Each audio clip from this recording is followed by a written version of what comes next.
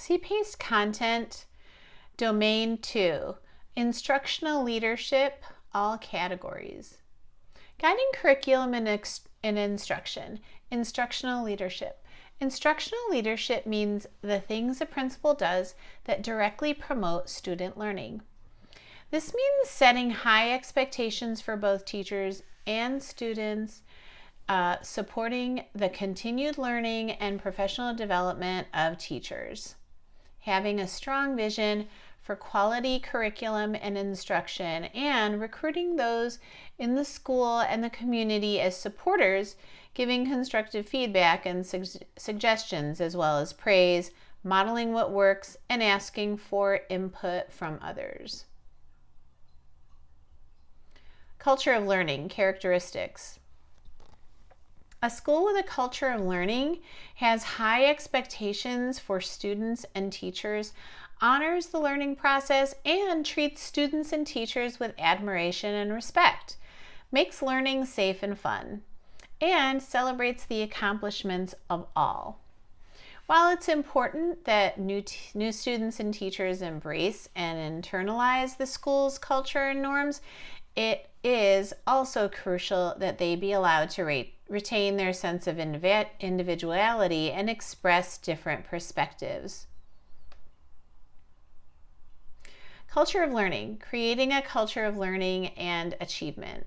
Schools that create a positive culture of learning typically have a supportive atmosphere, good communication between stakeholders, are inclusive, provide differentiated instruction, focus on solutions, and provide a sense of community.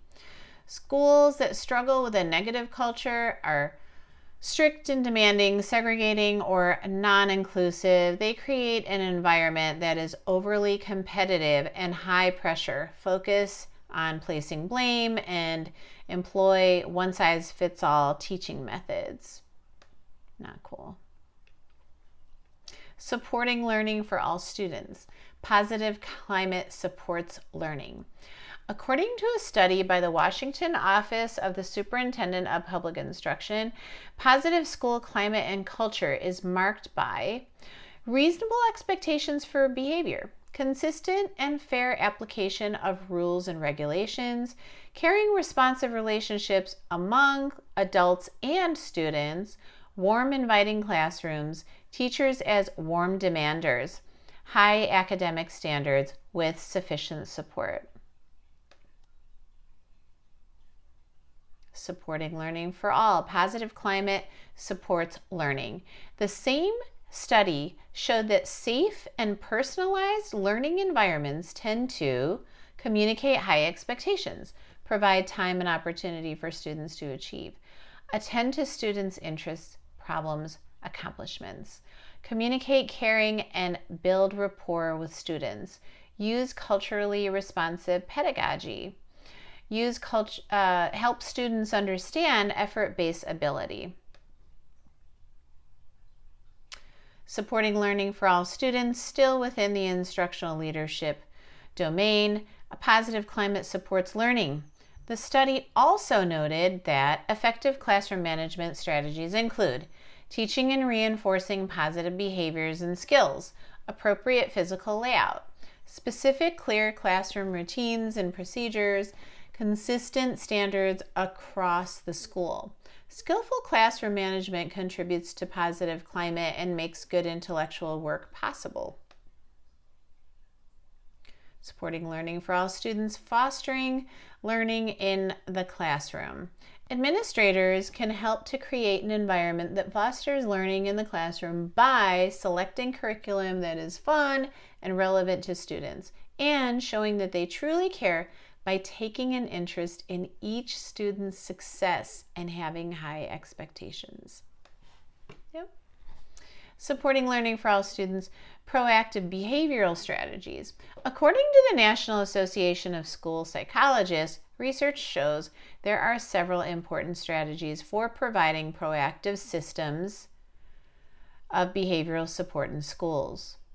Violence prevention, positive behavioral supports and social skills training, early intervention, in-school suspension, adult mentors, teacher support teams, intervention assistant teams. Factors that affect teaching and learning. Instructional strategies that affect student achievement. A study by Mid-Continent Research for Education and Learning, McRell, identified 9 key strategies that most likely improve student achievement. So it's ranked on effective size from 1 to 9. Instructional strategies number 1, comparing, contrasting, classifying analogies and metaphors. Number 2, summarizing and note-taking. Number 3, reinforcing effort and providing recognition. Number 4, homework and practice. Number 5, non-linguistic representations. Number 6, cooperative learning. Number 7, setting objectives and providing feedback. Number 8, generating and testing hypothesis. And number 9, questions, cues, and advanced organizers. Teacher effectiveness and student learning. Teaching makes the difference. According to a study by the Washington Office of the Superintendent of Public Instruction, teaching can be improved by understanding and using frameworks of attributes and behaviors of effective teachers and teaching, dimensions and principles of learning, standards for authentic pedagogy, instructional strategies and structures, culturally responsive teaching, and cultural competency. Teacher effectiveness and student learning. Characteristics of effective teachers. Effective teachers provide consistent feedback, create a structured and orderly environment that includes clear rules but also includes students as participants in discussing those rules, using scaffolding and adjust difficulty to meet the abilities of students. Give students a chance to apply what they've learned in ways that are both varied and rewarding. Teacher effectiveness and student learning. Characteristics of effective teachers continued. Effective teachers utilize good pacing and avoid overwhelming students. Regularly evaluate student understanding through quizzes and verbal questioning. Create cohesion by tying new concepts into previous learning and setting the stage for those to come. Segment the class into effective learning groups and spend time providing differentiated instruction. Teacher effectiveness and student learning. Characteristics of effective teachers. Effective teachers communicate frequently and effectively with parents and support staff, are not harsh or overly critical, give authentic praise when it is truly deserved, keep students engaged and on tasks throughout the entire day. Ongoing feedback in evaluation. The clinical supervision process. Clinical supervision is typically a 4-stage process. First, the teacher and the principal hold a pre-observation conference to discuss their shared goals. Next, the principal observes the teacher during a lesson. After the observation, the principal and teacher each take some time for individual reflection and make notes about key points to discuss. Last, the principal and teacher hold a post-observation conference to discuss each of their perceptions and arrive at a shared plan for continued growth. Ongoing feedback and evaluation. General guidelines for supervisors' success. Be sure to familiarize teachers with the clinical processes and ensure that teachers understand that your goal is to support them in achieving the school's mission as well as their individual goals. Ask questions to get to know teachers. Have a mutual discussion about shared goals and objectives. Refrain from dominating the discussion. Informally visit classrooms frequently so teachers and students are more comfortable with your presence during formal observations. During conferences, analyze student work. Model best practices and team teach on occasion. Okay. California content standards. Standards-based education. Standards-based education guides content and curriculum development. The standards provide detailed expectations for what students should know and be able to do at each grade level. California content standards. Standards-based education. Starting in 1997, the year I started teaching, yay! California adopted content standards for English language arts, ELA, mathematics, history, social science, science, visual and performing arts, health, world language, physical education, school library, career technical education, and English language development, ELD, also known as ELL. California Content Standards, Common Core State Standards, CCSS. The Common Core State Standards, CCSS, were developed as a part of a voluntary state-led effort coordinated by the Council, Chief State School Officers, and the National Governors Association Center for Best Practices. California Content Standards, Common Core State Standards, CCSS. The CCSS includes standards for mathematics, ELA, and content area literacy for students in kindergarten through grade 12. The CCSS emphasize higher order critical thinking skills and integrated problem-solving skills that are integral to success in the 21st century. Access to challenging curricula. Students with disabilities and the IDEA, the Individuals with Disabilities Education Act, IDEA, requires that special education students with disabilities, number 1, have access to the general curriculum, number 2, be involved in the general curriculum, and number 3, progress in the general curriculum. Access to challenging curricula. Students with disabilities legal requirements. In order to meet the involvement in and access to the general curriculum requirement, the disabled student's IEP must detail the following: goals for how the child will be involved in the general curriculum, required supplementary aids, services, accommodations, modifications, or supports, and if the student will not participate in general education classroom, an explanation of why. Access to challenging curricula. Students with disabilities legal requirements. In order to meet the progress in the general curriculum requirement, the disabled student's IEP must detail how progress toward goals will be measured. State education agencies must also create benchmarks and issue progress reports. Disabled students must participate in state and district-wide assessments and be provided appropriate accommodations. Access to challenging curricula, gifted and talented students. Gifted and talented students, often referred to as GATE or TAG students, are defined in the ESSA as students, children, or youth who give evidence of high achievement capability in areas such as intellectual, creative, artistic, or leadership capacity, or in specific academic fields, and who need services or activities not ordinarily provided by the school in order to fully develop those capabilities. Gifted education programs provide differentiated or supplementary instruction and activities that attempt to address the unique characteristics of this group. Access to challenging curricula, gifted and talented students, relevant law.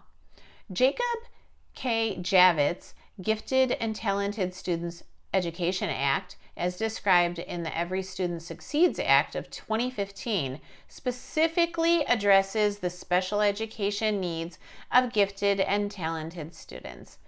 This legislation reauthorizes the U.S. Department of Education to support gifted and talented education through funding grants, providing leadership, sponsoring a national research center. Okay. Rigorous and relevant curricula. Service learning. Service learning allows students to make a positive difference in their community through community service-oriented learning experiences. This can engage at-risk students by providing an outside the classroom learning experience that simultaneously teaches them academic knowledge, work ethic, generosity, collaboration, and civic responsibility. Rigorous and relevant curricula. Career academics. Career academics are typically small, personalized learning communities within a high school which bridge the worlds of school and work by allowing students to learn and practice skills directly applicable to a career path they have chosen. Career academics are usually voluntary and may last 2, 3, or 4 years. Students typically must apply and be accepted. Systems thinking overview. While most traditional pedagogical approaches compartmentalize information, systems thinking emphasizes synthesis and attempts to find connections between various subjects. In this model, students are encouraged to explore interdependencies and try to see the forest as well as the trees.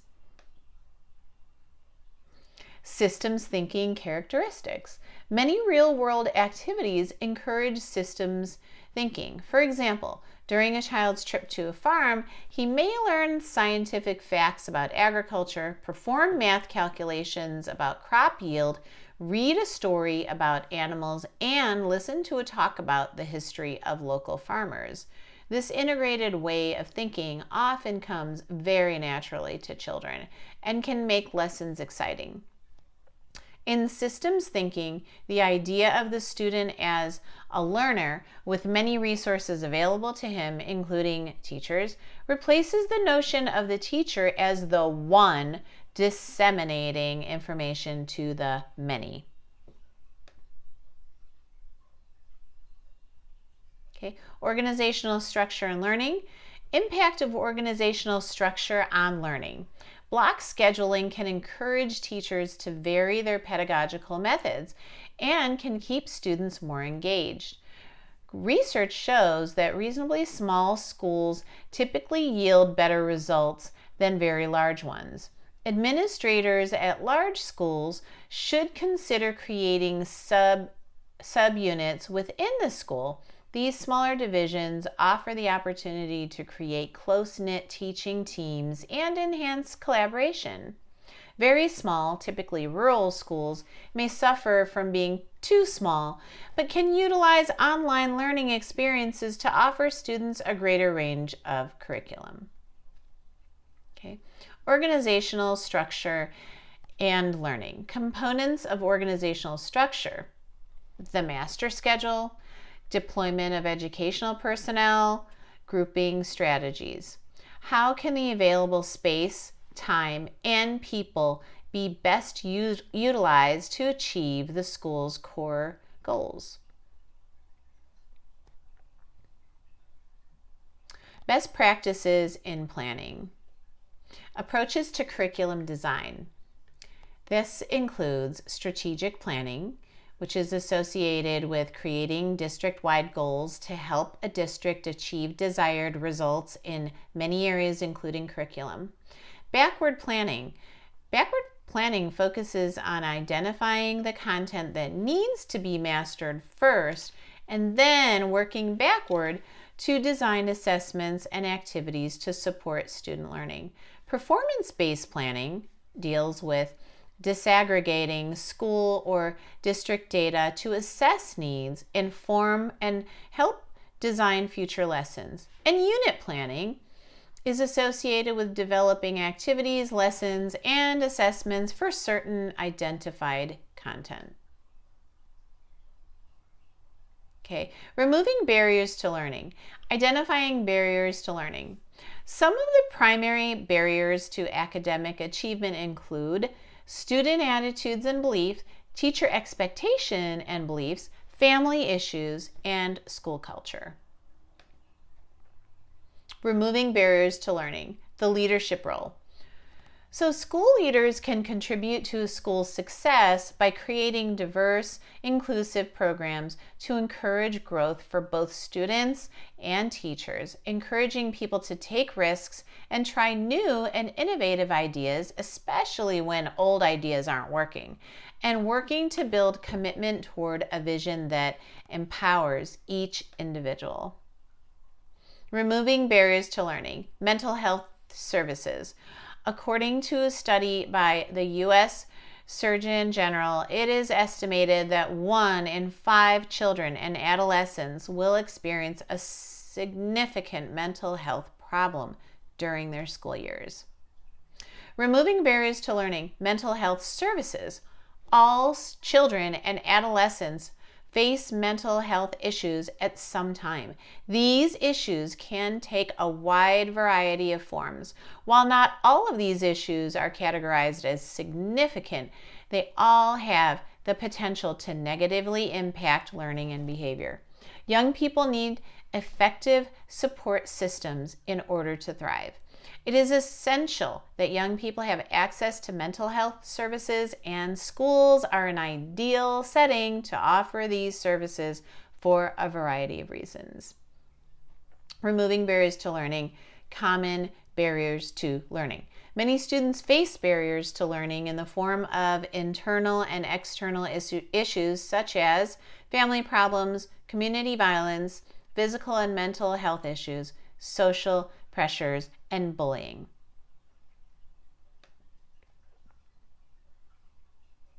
Removing barriers to learning. Specialized instruction support personnel, which is SISP, S-I-S-P. Specialized instructional support personnel, SISP, work in a wide range of disciplines, but all are a part of a school's education team that provides prevention and intervention services. Specialized instruction support personnel, SISP, principal leadership list SISP as being school counselors, school nurses, school psychologists, school social workers, occupational therapists, physical therapists, art therapists, dance movement therapists, music therapists, speech language pathologists, audiologists. SISP are referred to by various titles depending on the state, school, district, or agency. NCLB identified them as pupil services personnel. IDEA identifies them related services personnel. ESSA does use the term specialized instructional support personnel. Removing barriers to learning. The importance of school attendance. Poor attendance is the number one precursor of truancy, delinquency, and dropping out. Removing barriers to learning. Common barriers to school attendance. A study by Baltimore City Schools identified the following barriers to school attendance. Health and mental barriers include child abuse and or neglect, drug or alcohol use and or abuse, childhood depression, asthma or other chronic illness, poor nutrition, dental, vision, hearing problems, lack of immunization, insufficient food. These are also these are also considered financial barriers, not just health and mental health barriers. Insufficient food, proper clothing not available, homelessness, parent unemployment, problems communicating with social services, and students needing to work. Removing barriers to learning. Common barriers to school attendance. Personal barriers, not personnel barriers. Peer pressure or inability to maintain friendships, feelings of rejection and failure, embarrassment due to lack of fashionable clothing. Child believes the teacher does not like him or her, low self-esteem to meet with friends. Family barriers include child kept home for babysitting or caring for a sick parent, family history of dropping out, lack of adult supervision, parent addicted to drugs or alcohol, insufficient parent support. Removing barriers to learning. Common barriers to school attendance include community cultural barriers too. Lack of safety in the community, insufficient use of community agencies, bullying due to cultural differences, language barriers. School-based barriers include teacher conflict, inadequate transportation, fear of being bullied or cyberbullied, inappropriate programming, either too challenging or not challenging enough.